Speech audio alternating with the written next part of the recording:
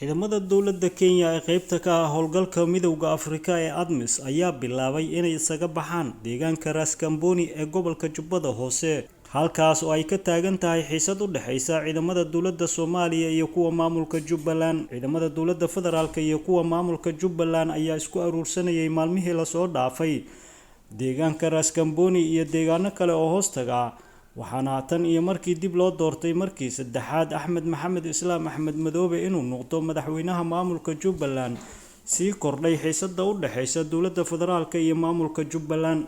waxaana doorashada Axmed Madoobe kadib dowladda federaalka ay ciidamo u dirtay Ras Kamboni iyo Ceelwaaq, taas oo madaxweyne Axmed Madoobe uu rumaysan yahay in isaga lagu beegsanayo. Ha yeeshee dowladda federaalka waxay sheegtay in ciidamadaasi ay buuxinayaan boosaska ay baneeyaan ciidamada dowladda Kenya ee qaybta ka ah howlgalka ADMIS.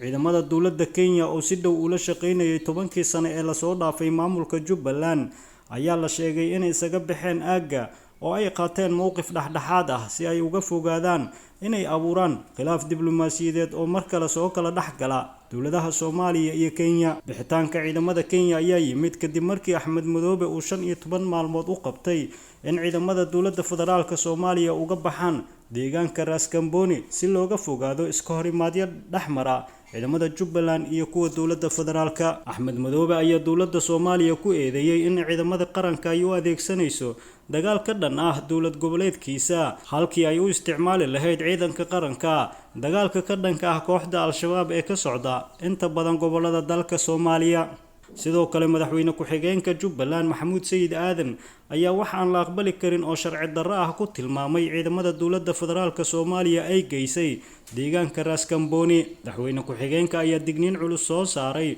wuxuuna cadeeyay in haddii awood ciidan loo adeegsado in lagu wiiqo Jubbaland ay keeni karto dagaal dhiig badan ku daato haddii ay ciidamada qaranka Soomaaliya si degdeg ah uga bixi waayaan deegaanka Ras Kamboni. Dhanka kale, ra'iisul wasaaraha xukuumadda federaalka Soomaaliya Xamse Cabdi Barre ayaa sheegay in sababta dowladda federaalka ay ciidamada u geysay deegaanada ka tirsan Jubbaland ay tahay in ciidamada ADMIS ay kala wareegaan amniga, sidoo kalena codsi ay u soo direen qaar ka mid ah maamulada deegaanadaasi. Ra'iisul wasaaraha Soomaaliya ayaa sidoo kale sheegay in tiro ka badan 25 goobood oo ay ADMIS ka baxday oo ay tiradoodu gaarayaan 7,000 oo askari ay horay ula wareegeen ciidamada dowladda Soomaaliya.